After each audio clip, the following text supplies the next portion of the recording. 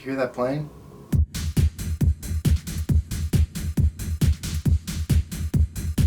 What's going on, guys? Welcome to the channel. I'm your host, BJ Mambo. Tonight's episode, we're talking Kiss. This is going to be more of an introduction video to the series. I'm going to be talking about when I became a fan, what made me become a fan, and then we'll give a rundown of the series itself and kind of what we have planned. And just spit. But before all that, let's do a quick little kisstory lesson. Before Kiss became Kiss, Paul Stanley and Gene Simmons had a band named Wicked Lester. The band was based out of New York and recorded one album, which eventually was shelved by their label Epic Records. They played a few live shows, and even a few songs were re-recorded and became some pretty classic Kiss songs. She walks my moonlight. No one really knows. In 1972, Gene and Paul quit Wicked Lester to start a new band. They brought in lead guitarist Ace Frehley and drummer Peter Criss. Together, they formed Kiss. Each one of them doing their own makeup and creating their own characters. Paul Stanley was the Star Child, Gene Simmons, the Demon, Ace Frehley, Space Ace, and Peter Criss, Catman. The original band recorded 7 studio albums. By 1982, both Ace Frehley and Peter Criss were no longer members of the band. Since then, they recorded 13 additional albums, giving them a nice even 20. Not including live albums and solo albums. Growing up, I really didn't know anything about Kiss. Just kind of the basic stuff that everybody knew.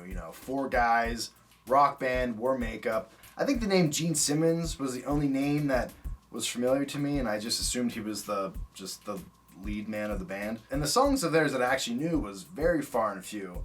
Rock and Roll All Night, Love Gun, Detroit Rock City, and maybe that was it. At least those were the main 3 that I would hear on the radio and thought, oh, that's Kiss. And I maybe knew they did God Gave Rock and Roll to You, but I kind of just knew that from Bill and Ted. The only other stuff I think I knew about Kiss was probably from the film Detroit Rock City from 1999. A huge fan of that film, still am. It's a hilarious, underrated movie. And there's obviously a lot of Kiss songs in that movie, and a lot of them that were in the movie I don't think I realized were Kiss songs.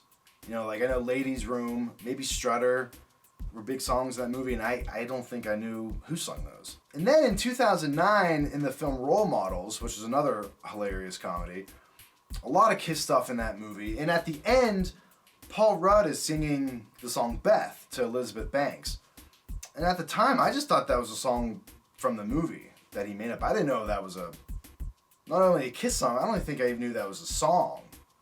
So I don't know if I was like under a rock with that one, but then cut to 2009. I go to a lot of conventions and horror movie conventions, and there was this awesome one in Orlando, Florida called Spooky Empire, which I'll leave a link down below. We used to go every year. It was a great convention, awesome time. One of the big celebrity guest names was Ace Frehley, which really meant nothing to me.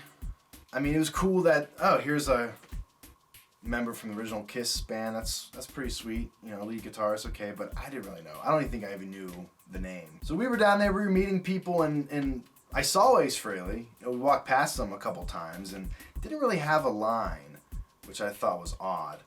And then nothing against Ace Frehley or what was going on at the time, I don't know. But kind of rumors and people were talking around the convention just saying how he was like charging insane amounts for autographs and for pictures, and even maybe just to talk to him was maybe some sort of cover charge. So I don't know, I guess people caught on to that because I'm not joking, there was like no line. And these are big conventions, and like, you got Robert Englund or someone, they got a line around the building. Thinking like, man, this is legend, this guitarist legend, no line. Again, nothing against him, I don't know the man, but... And then I heard someone was saying that he wanted to charge someone $500 to sign his guitar, which is steep, but maybe in his defense, he might think, oh, this guy could sell this guitar for $2,000. I don't know. Or he just wanted to charge $500. I don't know. But since he was there, it was a very Kiss-themed weekend, and at the after party, they had a Kiss cover band. I thought, all right, sweet. I don't know anything about Kiss, but it was just cool to see a band, to be honest. And I thought, okay, if I never get to see Kiss perform, this might be the closest thing, and all right, I'm okay with that. And they were playing some songs I knew, the big ones, and then a couple ones I didn't know. And one song they played really caught my ear. And I was like, what is this song? I don't know what they're saying, I didn't know anything about it, but I liked the melody and thought, this is cool, sounds catchy, I dig this. So we drive back home, and I get back, I keep thinking about that song, but I have no idea how to search it because I don't know anything about it.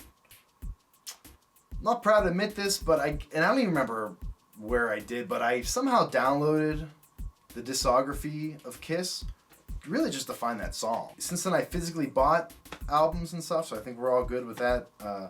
Music karma wise, you know, I got the whole discography of Kiss, listening through it, thinking about that melody, you know, what was that?